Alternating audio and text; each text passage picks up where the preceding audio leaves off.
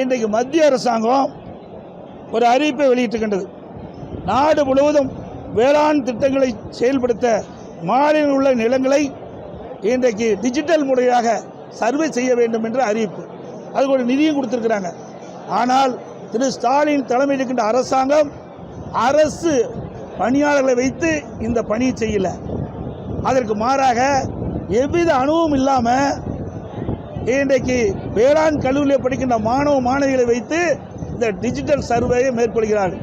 இப்படி அனுபவம் இல்லாமல் எந்தவித ஒரு அனுபவம் இல்லாத இந்த வேளாண் கல்லூரியில் படிக்கின்ற மாணவ மாணவிகளை வைத்து இந்த டிஜிட்டல் சர்வே எப்படி செய்ய முடியும்?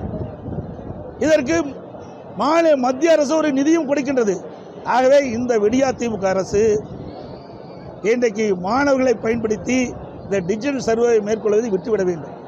ஏனென்றால் இந்த டிஜிட்டல் சர்வே மேற்கொள்கின்ற பொழுது ஒரு மாணவி சங்கரி இன்றைக்கு செங்கம் வட்டத்தில் இன்றைக்கு பாம்பு கடிச்சிருக்கு, விஷப்பாம்பு கடிச்சிருக்குது. வந்துருக்குது. நீ டிவியா பத்திரிக்கையா பார்த்தீங்களா இல்லையா? நேற்றை நான் சொன்ன பேட்டி பார்த்தீங்களா இல்லையா? அப்போ மீண்டும் அந்த கேள்வி கேட்ட என்ன அர்த்தம்? வேண்டுமென்றே திட்டமிட்டு இதை லைவ்லேயே வச்சிருக்கோன்னு நீ நினைக்கிறீங்க. நான் தெளிவுபடுத்தி விட்டோம். ஏற்கனவே நாடாளுமன்றத்திலையும் தெளிவுபடுத்தி விட்டோம். அடுத்து வருகின்ற சட்டமன்ற தேர்தலிலும் பாரதிய ஜனதா கட்சியோட கூட்டணியிலிருந்து தெளிவுபடுத்திட்டோம். அதை தவிர்த்து தான் நாங்கள் பேசிகிட்டு இருக்கிறோம். மீண்டும் இந்த கேள்வியின் மேல் எழுப்ப வேண்டாம். ஊடக பத்திரிகை எங்களுக்கு மக்கள் விரோத திராவிட முன்னேற்ற கழக அரசு அகற்றப்பட வேண்டும். ஒன்று, பாரதிய ஜனதா கட்சியோட அதிமுக கூட்டணியில். 2, நான் வேண்டுகோள் விடுப்பதெல்லாம் மற்ற கட்சிக்கு தான், அதோட பொருத்தி பார்க்க வேண்டாம். அதான் ஏற்கனவே சொல்லிட்டுமே, அதே மீண்டும் நாங்கள் எதுக்கு சொல்லிட்டு இருக்கிறோம்? உங்களுக்கு செய்தி வேணும், விறுவிறுப்பான செய்தி போடணும், அதுக்கு ஒரு 4 பேரை வச்சுட்டு விவாத மேடை வைக்கணும். அதுக்கு நாங்கள் தான் கிடைச்சோமா? ஒரு கற்பனையான கேள்வி உருவாக்கி அதை கேள்வி கேட்டீங்களா? எப்படி தேர்தல் வருகின்ற பொழுதுதான், தேர்தல் முடிஞ்ச பிறகு தான் யாருக்கு யார் வாக்களித்தான்னு தெரியும்.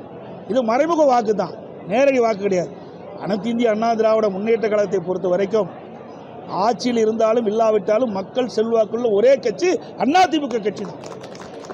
நான் சொன்னேன்ல, அதிமுக ஆட்சியில் தான் பொன்மனச்செம்மல் புரட்சித் தலைவர் எம்ஜிஆர் காலத்திலும் சரி, இதயம் புரட்சித் தலைவர் அம்மா காலத்திலும் சரி, அம்மா மறைவுக்கு பிறகு அம்மாவுடைய அரசும் சரி, நிறைய திட்டங்களை கொண்டு வந்து நிறைவேற்றப்பட்டு இன்றைக்கு தமிழ்நாடு இந்தியாவிலேயே ஒரு முதன்மை மாநிலமாக விளங்குவதற்கு அதிமுக அரசு தான் காரணம். அப்படிப்பட்ட அரசாங்கத்தை எப்படி மக்கள் புறக்கணிப்பாங்க? மக்களுக்கு யார் சேவை செய்கிறார் என்று நல்லா தெரியும் மக்களுக்கு. அதே அதிமுகவை பொறுத்த வரைக்கும் மக்கள் செல்வாக்குள்ள கட்சி என்பதை பலமுறை நாங்கள் நிரூபித்து காட்டுகின்றோம். நடைபெற்று முடிந்த நாடாளுமன்ற தேர்தலில் கூட 2019 நாடாளுமன்ற தேர்தல் வாங்கிய வாக்கு விட 1% வாக்கு அதிகம். 2019 திராவிட முன்னேற்ற கழகம் நாடாளுமன்றத்தை வாங்கின வாக்கு விட 2024 நாடாளுமன்ற தேர்தலில் 7% வாக்கு குறைவு. அதை போடுங்க பத்திரிகையில். அனைத்து ஊடகங்களுக்கும் பத்திரிகைகளுக்கும் வணக்கம், நன்றி. நான் பொறுப்பு. விலை மதிக்க முடியாத உயிர்கள், ஒவ்வொரு குழந்தையும் இன்றைக்கு தன்னுடைய பெற்றோர் கனவு கண்டு கொண்டிருக்கின்றார்கள். வேளாண் கல்லூரியில் படிக்கின்ற மாணவ செல்வங்கள் படித்து முடித்து வேலைக்கு செல்வார்கள் எப்படி என்று கனவில் மெந்து கொண்டிருக்கின்ற பெற்றோர்களுக்கு இப்படி விஷப்பாம்புகளால் விஷப்பூச்சிகளால் பாதிக்கப்படுகின்ற பொழுது அவர் உள்ளம் எப்படி துடிக்கும் என்பதை இந்த முதலமைச்சர் உணர வேண்டும். ஆகவே உடனடியாக இந்த வேளாண் கல்லூரியில் படிக்கின்ற மாணவ மாணவிகளை டிஜிட்டல் சர்வே பணியிலிருந்து விடுவித்து அரசாங்கமே வருவாய்த்துறை அதிகாரியின் மூலமாக செயல்படுத்த வேண்டும். இல்லையாட்டால் தனியார் வசம் ஒப்படைக்கப்பட்டு இந்த பணியை மேற்கொள்ள வேண்டும் என்று ஊடகத்தின் வாயிலாக பத்திரிகையின் வாயிலாக கேட்டுக்கொள்கிறேன். பாதகம் செய்பவரை கண்டால் நாம் பயங்கொள்ளலாகாது பாப்பா, மோதி மிதித்து விடு பாப்பா, அவர் முகத்தில் உமிழ்ந்து விடு பாப்பா. அண்மை செய்திகளை உடனுக்குடன் தெரிந்து கொள்ள இணைந்திருங்கள் இயம்நாடு தொலைக்காட்சியுடன்.